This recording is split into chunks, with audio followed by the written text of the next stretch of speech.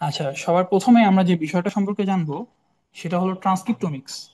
তো আমরা সবাই ডিএনএ আরএনএ প্রোটিন সম্পর্কে জেনে এসেছি, যেহেতু আমরা বেশিরভাগই কেমিস্ট্রি বায়োলজি রিলেটেড ব্যাকগ্রাউন্ড থেকে এসেছি। তো ট্রান্সক্রিপ্টোমিক্স আসলে কি? ট্রান্সক্রিপ্টোমিক্স হলো এমন একটা স্টাডি যেখানে আরএনএ মলিকিউলের এক্সপ্রেশন নিয়ে আমরা আলোচনা করে থাকি। হ্যাঁ, এবং সেটা আমাদের ক্যান্সার এবং নর্মাল সেলে কি টার্ন অন হয় না অফ হয়, বা বেশি এক্সপ্রেস হয় না কম এক্সপ্রেস হয়, এই সম্পর্কে জানতে পারি। ঠিক আছে। তো এই বিষয়টা সম্পর্কে কি সবার ধারণা আছে? ট্রান্সক্রিপ্টোমিক্সের যে কথাটা আমি বললাম, যে ডিএনএ থেকে এমআরএনএ হয় এবং এমআরএনএ থেকে যে প্রোটিনটা হয়, এই বিষয়টা সম্পর্কে সবার বেশ কি ঠিক আছে? একটু কাইন্ডলি কেউ ইন্টারেক্ট জি বললেন ভাইয়া। ভালো হয়। ওকে ওকে, থ্যাংক ইউ। জি জি তো জি ভাই। আসলে জি ওকে। তো আমাদের এই ট্রান্সক্রিপ্টমিক ডাটাটা আমরা দুইটা প্ল্যাটফর্মের মাধ্যমে, ঠিক আছে, আমরা দুইটা প্ল্যাটফর্মের মাধ্যমে এটাকে যাচাই করতে পারবো এবং এটা নিয়ে কাজ করতে পারবো। প্রথম যে ইয়াটা সেটা হচ্ছে মাইক্রো অ্যারে, এবং সেকেন্ড যেটা সেটা হচ্ছে আরএনএ সিকোয়েন্সিং। তো সবার মনে মাইক্রো অ্যারে এবং আরএনএ সিকোয়েন্সিং এর পার্থক্য কি তাহলে? তো আমরা সাপোজ যদি আমি বলি যে আমি নির্দিষ্ট কিছু জিনের নাম জানি, যেটা আগে করা হইতো আর কি, যে মানুষ মনে করতো যে এই যে জিনগুলো আছে, মানুষের কাছে একটা জিনের সেট থাকতো। তো ওই জিনের সেট গুলা দিয়েই তারা পরীক্ষা চালাইতো। হ্যাঁ, সেটা একটা সুস্থ মানুষের এবং একটা আহ রোগীর দেহে পরীক্ষা চালানোর পর দেখতো যে এই জিনগুলোর কিরূপ পরিবর্তন হচ্ছে। যদি দেখতো হ্যাঁ পরিবর্তন হচ্ছে, ফর এক্সাম্পল এ থেকে জেড পর্যন্ত আমরা জিনের নাম মনে করি, ঠিক আছে।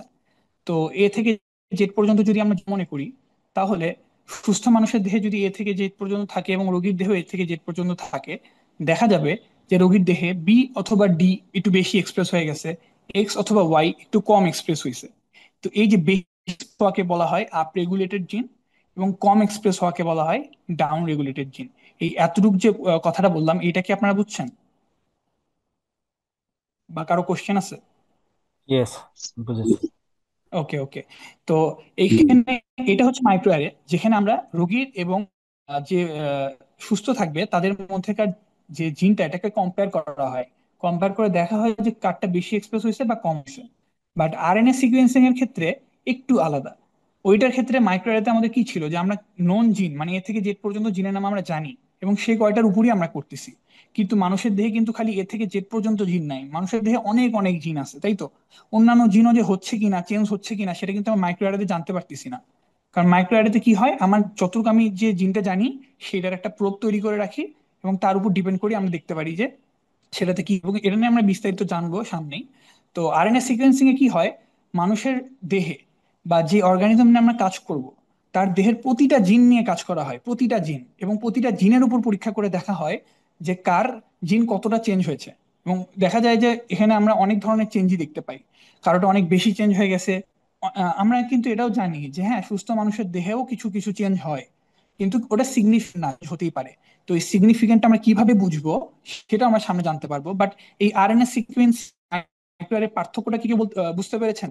যদি ক্লিয়ারলি বুঝতে পারেন, যে কোনো একজন একটু বলবেন যে ক্লিয়ারলি বুঝতে পারলে।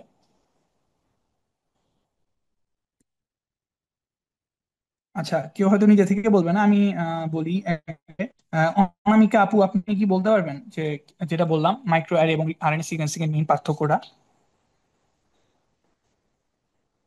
আম, ভাইয়া, এখানে বললেন যে মাইক্রো অ্যারেতে কম্পারেটিভ অ্যানালাইসিস এবং নোন জিন দিয়ে হচ্ছে যে আমরা খুব জি, স্পেসিফিক, আর ভেরি গুড। আরএনএ সিকোয়েন্সিং হচ্ছে অনেক ভার্সেটাইল, মানে প্রত্যেকটা জিনের হচ্ছে যে আমরা এখানে অ্যানালাইসিস করি।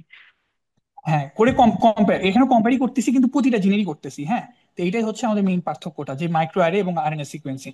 আপনাদের বেসটা কি স্ট্রং করার চেষ্টা করছি, কারণ আমরা যখন প্র্যাকটিক্যালে যাব, অনেক কিছু যাতে মাথার উপরে চলে না যায় এবং আমরা যেন ক্লিয়ার বেসটা স্ট্রং ভাবেই যেতে পারি, সেজন্য আমি এত ট্রিপলি বলতেছি, ঠিক আছে।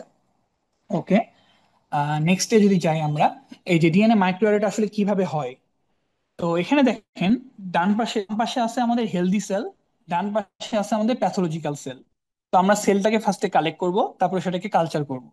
কালচার করার পর, কালচার মানে কি, অনেকগুলো করা হইলো, ওই সেলটাকে করার পর সেখান থেকে আমরা কি করব, আরএনএ কে আইসোলেট করব। হ্যাঁ, আরএনএ কে আইসোলেট করব, কার, হেলদি সেলেরও করব, প্যাথোলজিক্যাল সেলেরও করব। করার পর এটার আমরা রিভার্স ট্রান্সক্রিপশন করব। এখন মনে কোশ্চেন আসতে পারে যে রিভার্স ট্রান্সক্রিপশন কেন করব? কারণ আমরা কি জানি ট্রান্সক্রিপশন মানে কি, ডিএনএ থেকে আরএনএ না? তাহলে রিভার্স ট্রান্সক্রিপশন মানে কি হবে, কেউ একজন? আরএনএ থেকে ডিএনএ।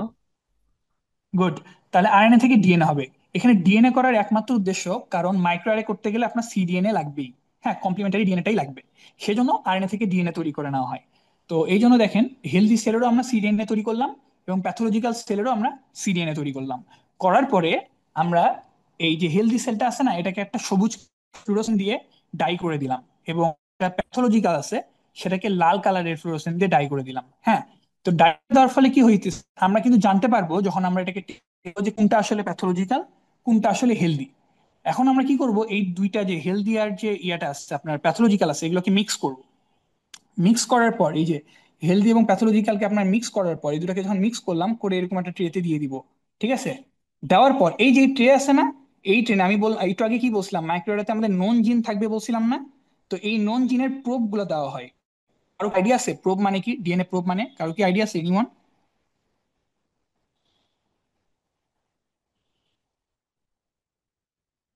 আচ্ছা, না আমি ভাই, বলে একটু দিই। বললে ভালো হয়। আচ্ছা আচ্ছা, ডিএনএ প্রোব মানে কি, যে এটা একটা সিকোয়েন্স। আমরা ডিএনএ তো একটা সিকোয়েন্স জানি, তাই না? তো ডিএনএ প্রোব মানে আমার নোন সিকোয়েন্স, যেটা আমি বললাম না যে আমরা যে নোন জিনগুলোর উপরই করব। তো যদি ধরেন এ জিনের একটা সিকোয়েন্স ধরে নেন জিটিএসি, এটা একটা sequence না? এই সিকোয়েন্সটা আমি জানি, এই জেনে যে আমি একটা বানায় রাখছি সেটাকে হচ্ছে প্রোব বলা হচ্ছে।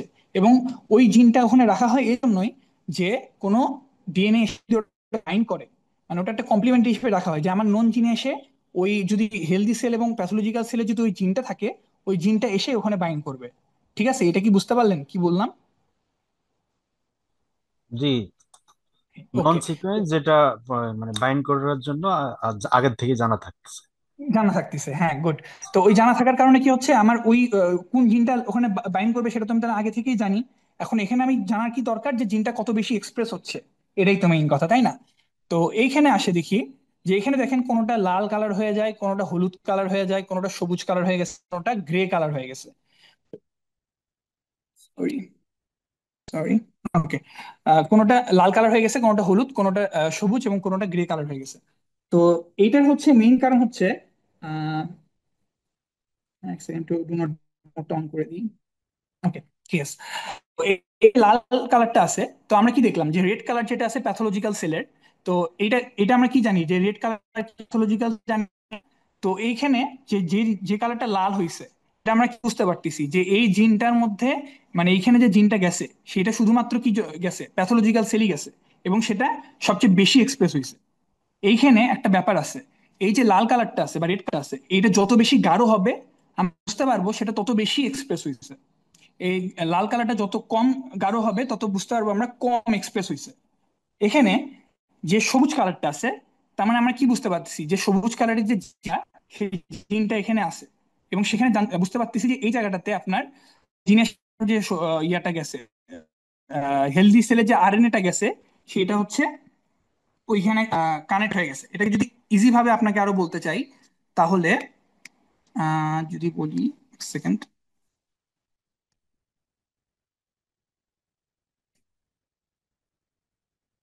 হুম। আচ্ছা, এখানে যদি ইজিভাবে বলতে চাই, সেটা হচ্ছে যে দুটো স্যাম্পল যখন একসাথে একই স্পটে প্রোবের সাথে হাইব্রিডাইজ করতেছে, হ্যাঁ, যেটা বেশি বাইন্ড করতেছে সেই অনুযায়ী স্পটের কালার হবে। তো সবুজ কালার আছে মানে কি, আমরা কি বুঝতে পারতেছি, যে সবুজ কালারের জিনটা এটা বেশি এক্সপ্রেস হচ্ছে না। তার মানে আমরা বুঝতে পারতেছি এই যে জিনটা আছে, যে জিনটা আমরা কিন্তু জানি নন, ওই জিনটা আমাদের যে নর্মাল সেলটা ছিল, যে হেলদি সেল, মানে যে সুস্থ মানুষ, সে সেলটাতে বেশি হইতো। ঠিক আছে। কিন্তু আবার যেটা লাল কালার বেশি আসতেছে, সেটা আমি কি বুঝতে পারতেছি, যে এইটা যে রোগী, তার দেহে বেশি এক্সপ্রেস হচ্ছে। এই যে আমি কিন্তু কম্পারিজনটা বুঝতে পারছি। এখন যেটা হলুদ, এইটা এই যে জিনটা আছে, এই জিনটাতে কোনো সমস্যা নাই। কি জন্য সমস্যা নাই? কারণ এইটাতে আপনার সমানভাবে যেটা হেলদি সেলও এক্সপ্রেস হয়েছে, সেটা প্যাথোলজিক্যাল সেলও এক্সপ্রেস হয়েছে। আর যেটা আপনার অ্যাশ কালার, সেটা কোনো সেলে এক্সপ্রেস হয় নাই। মানে ওই যে জিনটা আছে সেটা দেখা যাচ্ছে হেলদি সেলও এক্সপ্রেস হয় নাই, প্যাথোলজিক্যাল সেলও এক্সপ্রেস হয় নাই। তাহলে আমরা কি পার্থক্যটা বুঝতে পারতেছি, নাকি আরেকবার বলবো? না, ক্লিয়ার। ক্লিয়ার হয়েছে না? ওকে। সবাই কি বুঝতে পেরেছি ভাই? আরেকজন কেউ জি যদি ভাইয়া। বলেন। ওকে ওকে, থ্যাংক ইউ। তো নেক্সট আমরা যে দেখলাম বেশি এক্সপ্রেস হয়েছে কম এক্সপ্রেস হয়েছে, এটা কিভাবে বুঝবো? তো এখন দেখেন একটা জিনিস, যে এই যে লালটাকে যদি, এই যে লালটা এবং এই দেখেন এই যে অ্যাশ কালারের যে বিষয়টা আছে, বা এই পাশে যদি আগে দেখি, লাস্ট লাস্ট যে চিত্রটা, কন্ট্রোল ভার্সেস এডি, দেখা যাচ্ছে যে এই যে নিচে যে অ্যাশ কালার আছে না, অ্যাশ, এই অ্যাশ কালারটাও কিন্তু আপনার চেঞ্জ হয়েছে, নর্মালের সাথে রোগীর দেহে চেঞ্জ হয়েছে, কিন্তু এই চেঞ্জটা সিগনিফিকেন্ট না। মানে এই চেঞ্জটা নর্মালি সাধারণ মানুষের দেহেও হয়ে থাকে, কিন্তু যেগুলো লাল কালারের বা রেড কালারে আছে ইন্ডিকেট করতেছে, এই রেড কালারটা ইন্ডিকেট করতেছে আমাদের আপ রেগুলেটেড জিন, মানে যে জিনগুলা বেশি এক্সপ্রেস হয়ে গেছে, যতটুকু এক্সপ্রেস হওয়া দরকার তার থেকে বেশি এক্সপ্রেস হয়ে গেছে। এবং যেগুলো ইন্ডিগো কালার আছে সেগুলো আসলে কম এক্সপ্রেস হয়েছে, এটা আমরা বলতেছি। তার মানে এখান থেকে আমরা আপ রেগুলেটেড জিন এবং ডাউন রেগুলেটেড জিনকে আলাদা করতে পারতেছি এবং এগুলোকে জানতে পারতেছি যে এখানে আমাদের কাজ করতে হবে। কারণ আজকের যে আমাদের টপিকটা, আমরা মেইনলি আসলে কি শিখতে চাই, কম্পিউটারের ড্রাগ ডিজাইনই তো শিখতে চাই। কিন্তু কম্পিউটারের ড্রাগ ডিজাইনে সবচেয়ে প্রশ্নবিদ্ধ যে কোশ্চিনটা হয় বা প্রচলিত যে সবার মধ্যে কনফিউশনটা হয় যে আমরা কোন টার্গেট নিয়ে কাজ করবো, এটা আমি কিভাবে বুঝবো, তাই না? সবাই কাজ করতে চায়, ভাবে যে কোনটা নিয়ে কাজ করব, বিভিন্ন অনেকজন কি করে লিটারেচার রিভিউ করে দেখে যে এটা ভালো কি মন্দ, এটা ভালো কি মন্দ। কিন্তু আমরা যে যেটা শিখাবো সেটাতে আমরা কোন জিনে কাজ করবো সেটা আমরা নিজেরাই আইডেন্টিফাই করতে পারবো এক্সপেরিমেন্টাল ওয়েতে। ঠিক আছে? যেমন এইখানে যে দেখতে পাচ্ছি যে এটা কি আপ রেগুলেটেড হয়ে গেছে, এইখানে দেখতে পাচ্ছি কি আপ রেগুলেটেড হয়ে গেছে, এখানে দেখতে পাচ্ছি কি ডাউন রেগুলেটেড হয়ে গেছে, কারণ যতটুকু এক্সপ্রেস হচ্ছে তার থেকে কম এক্সপ্রেস হচ্ছে, তাই না? তো এইভাবে করে আমরা ডাউন রেগুলেটেড এবং আপ রেগুলেটেডকে আইডেন্টিফাই করতে পারি।